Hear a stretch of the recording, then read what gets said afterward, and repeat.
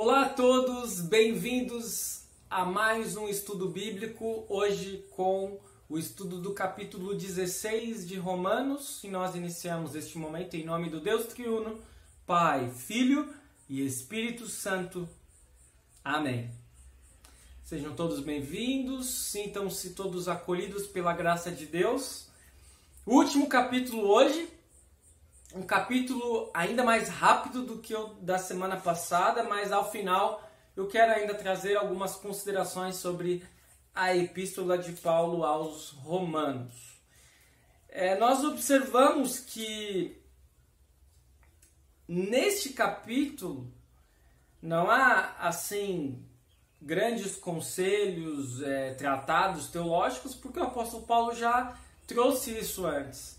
Mas há algo que, por vezes, eu sei que você aí que está acompanhando este estudo, assim como eu, pode ter a mesma sensação. Quando nós nos deparamos na Bíblia com vários nomes, com genealogias, com nomes difíceis, nomes hebraicos, nomes gregos, que é o caso de hoje, a gente meio que torce o nariz, sabe? Porque eu vou ficar lendo 20, 30, 40 versículos só de nomes. O que isso vai trazer para mim? É sempre importante saber que a Bíblia é a palavra de Deus. Nenhum texto está escrito aqui à toa. Quando nós observamos as genealogias, nós vinculamos, por exemplo, lá nos evangelhos, a genealogia às profecias. A descendência ou a ascendência de Jesus, da sua encarnação, dos seus pais, José e Maria. Como as genealogias dizem coisas importantes para nós. Hoje nós não temos uma genealogia aqui. Mas nós temos saudações pessoais que o apóstolo Paulo traz a irmãos e irmãs que o apoiaram e que o apoiavam. Não é algo importante? O que você acha? Porque nós sempre falamos, o apóstolo Paulo, o grande apóstolo, o maior dos apóstolos, aquele que empreendeu as viagens missionárias. Mais da metade dos livros do Novo Testamento foram escritos pelo apóstolo Paulo. Isso tudo é verdade. Mas o apóstolo Paulo sozinho fez tudo. Nós sabemos que antes de mais nada, ele era um instrumento de Deus. E que Deus estava atuando por intermédio do apóstolo Paulo. E uma segunda questão é, o apóstolo Paulo não estava sozinho. Assim como eu, como pastor, não estou sozinho. Assim como você, como cristão, como cristã, não está sozinho, sozinha. E isso é importante, meus amados irmãos e irmãs.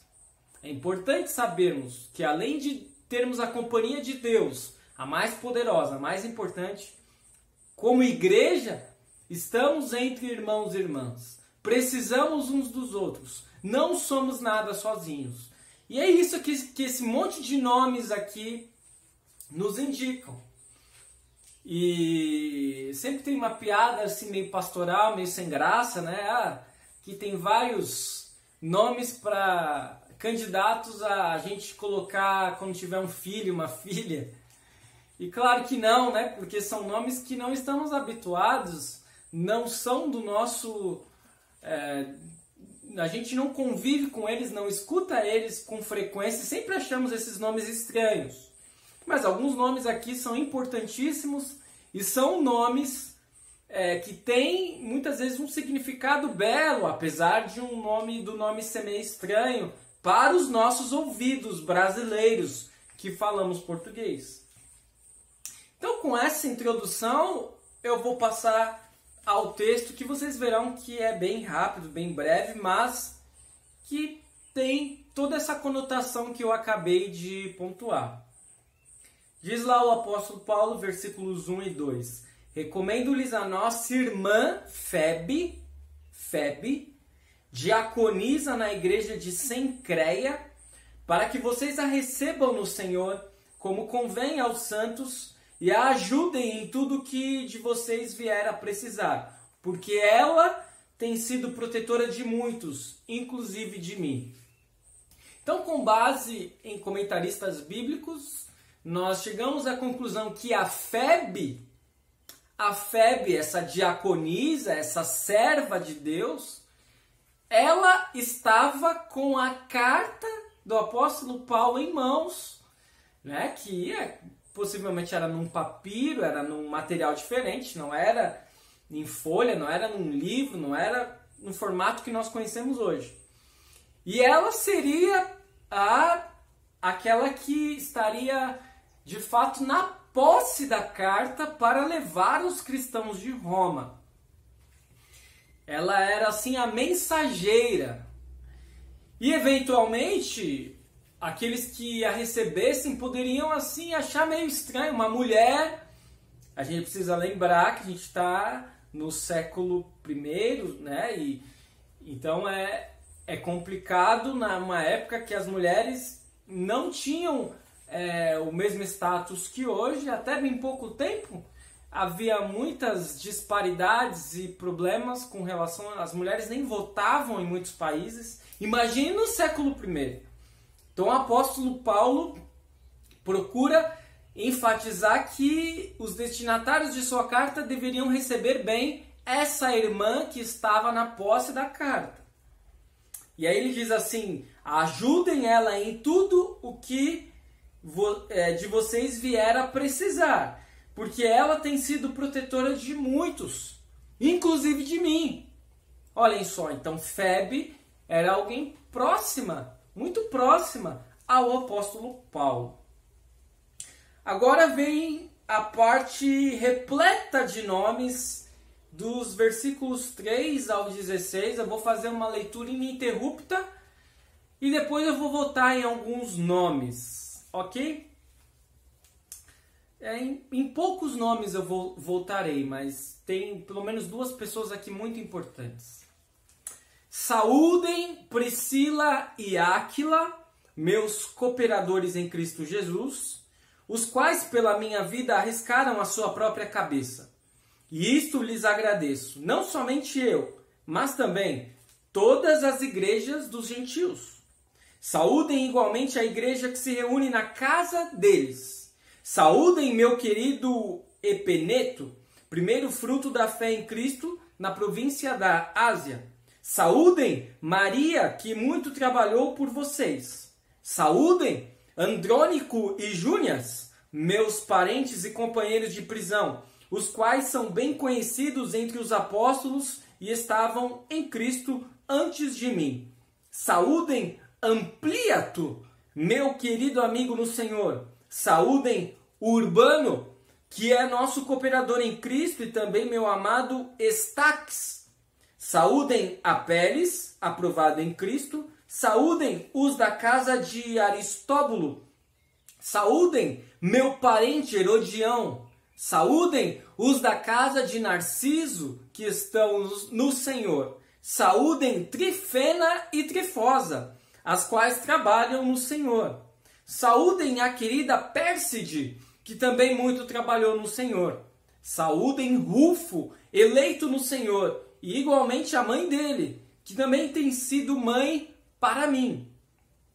Saúdem Assíncrito, Flegonte, Hermes, Pátrobas, Hermas e os irmãos que se reúnem com eles.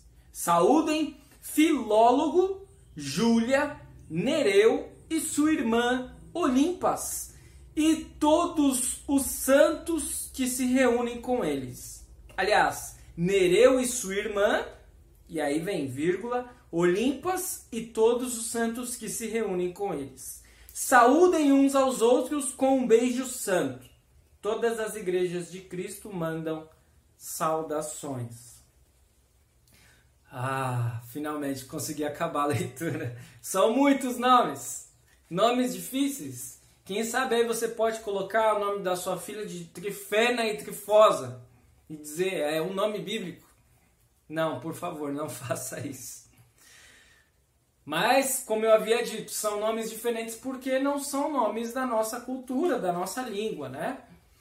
Agora, há uma série de detalhes aqui que nós podemos destacar.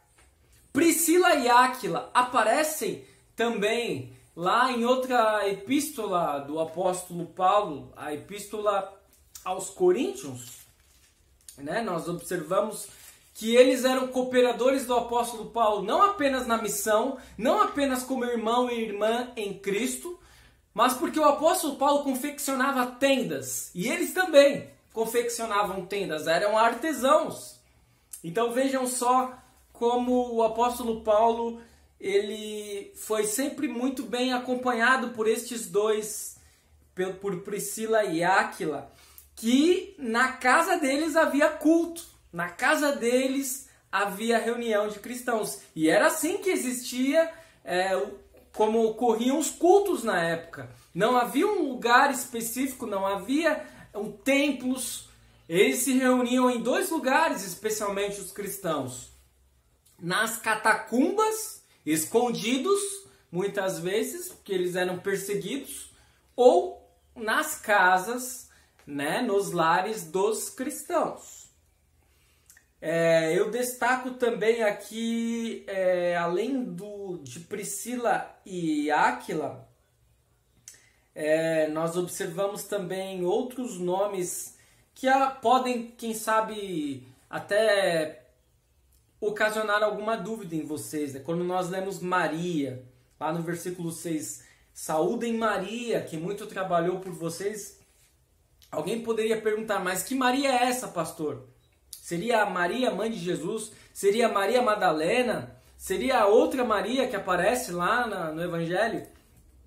Não tem como sabermos, mas assim, por ela possivelmente estar em Roma, é provável que não fosse nenhuma dessas Marias. Além dessas menções, eu destaco aqui também quando ele fala em Rufo, lá no versículo 13. Saúdem Rufo, eleito no Senhor, e igualmente a mãe dele, que também tem sido mãe para mim.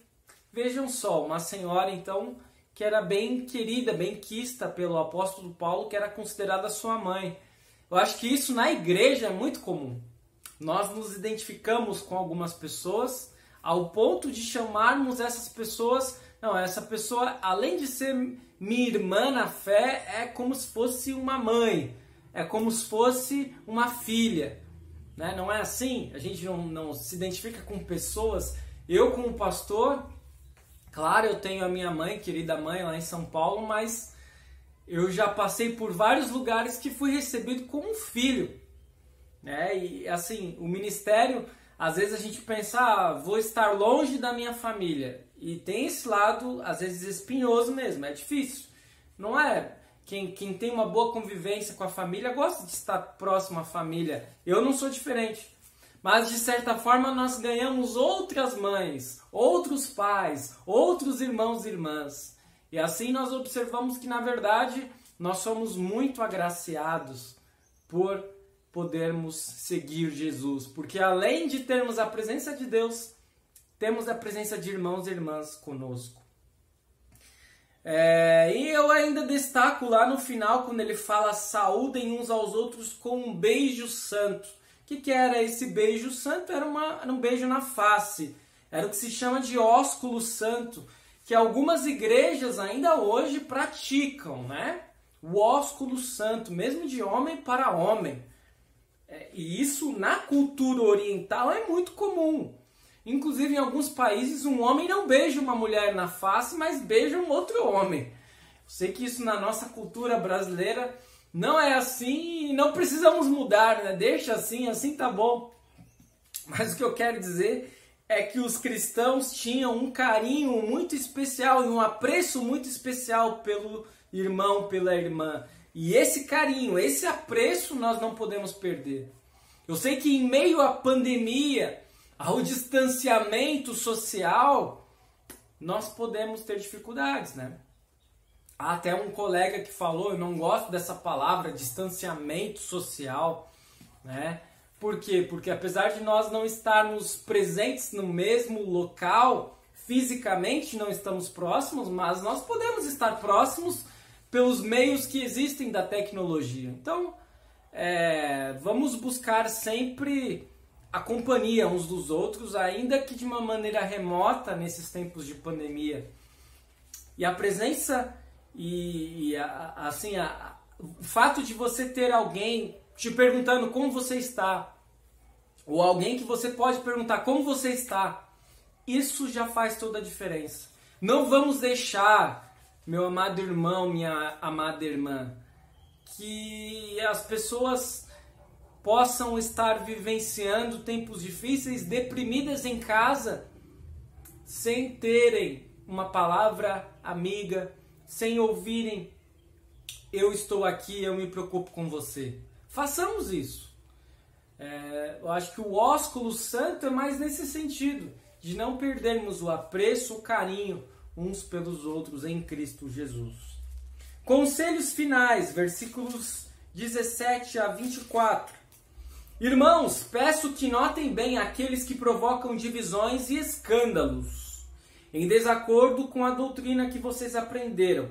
Afastem-se deles, porque esses tais não servem a Cristo, nosso Senhor, e sim a seu próprio ventre. Com suaves palavras e lisonjas, enganam o coração das pessoas simples, pois a obediência de vocês é conhecida por todos. Por isso, me alegro por causa de vocês. Quero que sejam sábios no que diz respeito ao bem e simples no que diz respeito ao mal. E o Deus da paz em breve esmagará Satanás debaixo dos pés de vocês. A graça de nosso Senhor Jesus esteja com vocês. Timóteo, meu cooperador, manda saudações, assim como Lúcio, Jason e Sosípatro, meus parentes. Eu, Tércio, que escrevi esta carta, mando saudações no Senhor. Gaio, meu hospedeiro, e de toda a igreja, manda saudações. Também mandam saudações Erasto, tesoureiro da cidade, e o irmão Quarto. A graça de nosso Senhor Jesus Cristo esteja com todos vocês. Amém. Então, logo depois de falar para que os cristãos tenham apreço uns pelos outros, se cumprimentem amorosamente com o ósculo santo, o apóstolo Paulo não deixa de lembrar que haverá pessoas na igreja que precisarão ser afastadas, ou nós precisaremos nos afastar delas. Por quê? Porque são pessoas que provocam escândalo, que provocam divisão. Então o apóstolo Paulo, ele já havia tratado dessas pessoas antes. Ele já havia dito: não causem escândalo, não causem divisões. Ele sempre se preocupou com a unidade da igreja. Mas uma vez que existam pessoas que já ouviram admoestações nesse sentido e que continuam causando divisões, causando escândalo, o que deve ser feito com elas? Elas precisam ser afastadas, ou os cristãos precisarão se afastar delas. Não tem jeito. É a lei, é uma palavra dura, mas é a realidade. Por quê? Porque poucas pessoas podem atrapalhar a boa convivência, a harmonia entre irmãos e irmãs. E aí nós teremos seguramente problemas. Ele cita também Timóteo, né? Timóteo era aquele mesmo cooperador de Paulo, depois tem as duas cartas a Timóteo. E vejam só, o apóstolo Paulo, as ideias são dele, claro, as palavras aqui que nós acompanhamos em toda a epístola de Romanos e outras epístolas também são dele. Mas não foi ele propriamente que escreveu de próprio punho, porque diz o versículo 22, eu, Tércio, que escrevi esta carta, mando saudações do Senhor. Então foi Tércio quem escreveu a carta aos Romanos. Ele que usou a pena, mas o apóstolo Paulo que ditou para ele. E claro, inspirado pelo Espírito Santo. E é isso até aqui, até o versículo 24. Seriam esses os destaques principais. Ele até saúda ainda Erasto, tesoureiro da cidade. Então até uma pessoa importante, proeminente, também receberia essa carta. Os últimos versículos agora então, versículos 25 a 27, temos a doxologia, a conclusão da carta. Ora, ao Deus que é poderoso para confirmar vocês segundo o meu evangelho e a pregação de Jesus Cristo, conforme a revelação do mistério guardado em silêncio, desde os tempos eternos, e que agora tornou-se manifesto e foi dado a conhecer por meio das escrituras proféticas, segundo o mandamento do Deus eterno para a obediência da fé entre todas as nações. A este Deus único e sábio seja dada a glória por meio de Jesus Cristo para sempre. Amém. Assim, nós concluímos a carta de Paulo aos Romanos, uma carta extremamente importante, uma carta que já foi motivo de, inclusive, a criação de uma teologia que não é uma teologia nova, mas uma teologia bíblica. Nós observamos a vida de Lutero, nós sabemos que, possivelmente lendo lá Romanos 1, 17, 18, quando ele lê a respeito do justo ser justificado pela fé, que na verdade são palavras do profeta Abacuque, do Antigo Testamento, o apóstolo Paulo estava citando o profeta Abacuque. Nós sabemos que tudo mudou na vida de Lutero. Ele percebeu que não eram as suas ações, mas sim o que Cristo fez por ele. Por isso o justo vive não pela justiça que ele pratica, mas pela fé que ele tem em Cristo Jesus. Esse é o tema que não temos dúvida, pelo menos para nós luteranos, mas deveria ser assim para todos os cristãos. É o tema principal da carta de Paulo aos Romanos, a justificação pela fé. Nós somos salvos por aquilo que Cristo fez por nós e não pelas nossas obras. As nossas obras são importantes no campo da santificação, para ajudar o próximo, para seguirmos a vontade de Deus. Mas elas não servem para nada no campo da justificação, porque no que se refere à justificação, ou seja, a nossa salvação, Deus olha apenas para a obra de Cristo na cruz, Ele não olha para as nossas obras. E por conta disso há uma mudança drástica na vida de Lutero. Houve uma mudança drástica na vida de Paulo, porque Paulo era judeu, Paulo perseguia cristãos, porque para Paulo era importante seguir a lei, era importante seguir as práticas judaicas, e quem se colocasse contra isso deveria ser perseguido. E na sua cabeça, os cristãos, eles estavam pregando heresias e eles deveriam ser perseguidos. Até o encontro que ele tem na estrada de Damasco, e Jesus diz para ele: por que me persegues, Paulo? Pergunta para ele. E ele fica cego, depois ele volta a enxergar, e ele começa a entender. Esse fato dele ter ficado cego é muito interessante, né? Não é que Paulo havia ficado cego, ele era cego, teologicamente.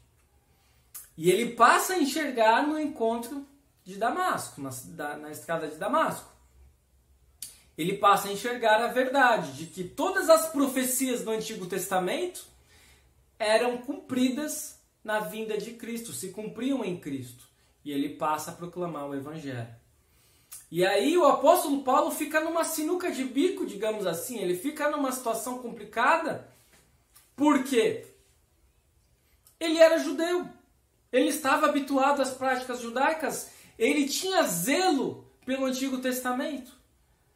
E isso não se rompe da noite para o dia. Pelo contrário, o que ele passa a enxergar é que Jesus não é uma ruptura, mas é uma continuidade. Jesus é o cumprimento. Jesus não rasga o Antigo Testamento.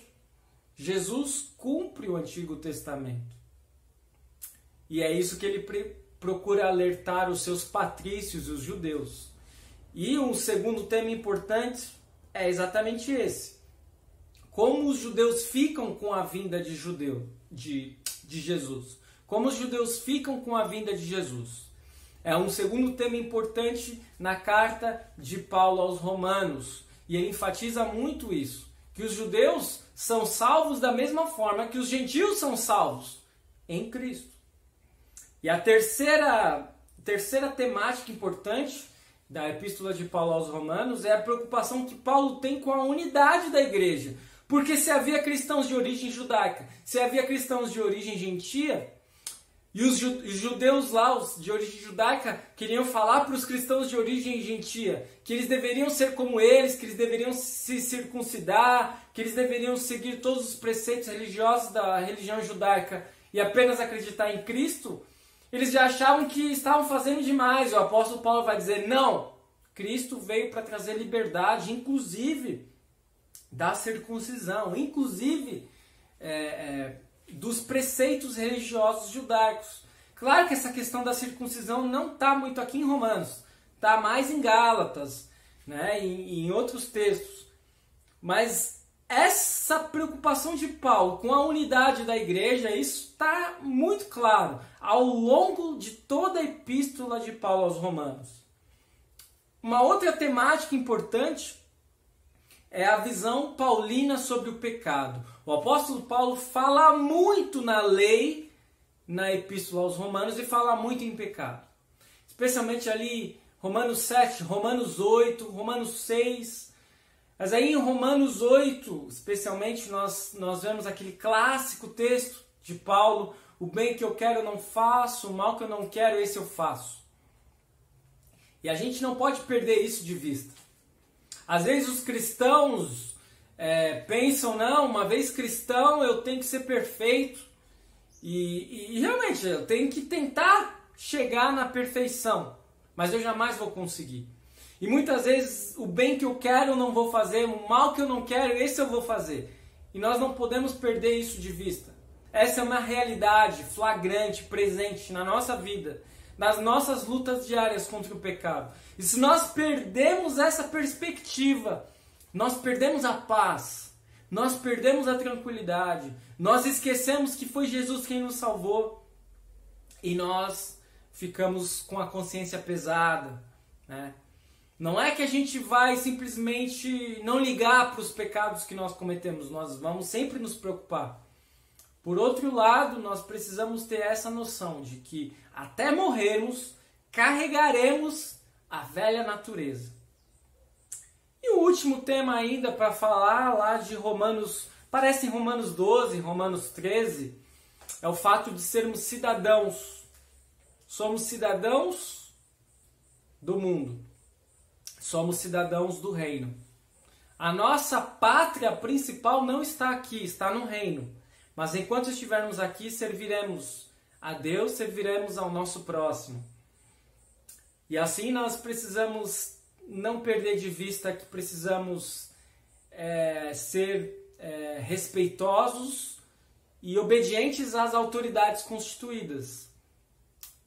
E a única exceção à regra é quando as autoridades constituídas desejam nos impedir de adorar a Deus ou de seguir as leis de Deus. Aí nós iremos nos opor, mas apenas nesta hipótese. Este então, o estudo da Epístola de Paulo aos Romanos. Eu espero que vocês estejam felizes de termos concluído esta etapa. Eu aguardo de vocês sugestões de um novo livro bíblico para nós estudarmos, ou quem sabe de uma nova temática. Vocês podem mandar sugestões.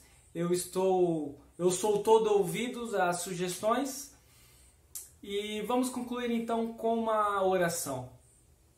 Querido Deus, amado Pai, te agradecemos por este estudo, por podermos ter o privilégio de concluirmos o estudo da Epístola de Paulo aos Romanos. Uma epístola de suma importância na vida de Paulo, na vida de Lutero, na nossa vida. Onde nós aprendemos de que somos salvos unicamente pela obra de Cristo em nosso favor. De que precisamos ter unidade como igreja. De que precisamos não perder de vista de que a nossa natureza é pecadora e assim será até o fim dessa vida aqui. de que precisamos lembrar que somos cidadãos do mundo, mas somos cidadãos acima de tudo do reino, de que devemos obediência às autoridades, mas de que quando as autoridades se opuserem a ti, nós também devemos nos opor às autoridades. Fica conosco, envia o teu Santo Espírito para sempre nos dar fome e sede da palavra.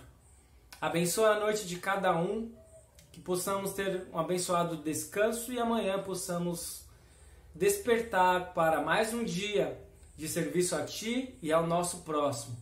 É o que pedimos e agradecemos em nome de Jesus. Amém.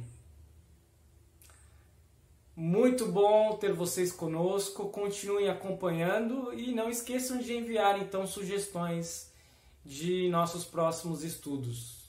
Fiquem com Deus, até a próxima.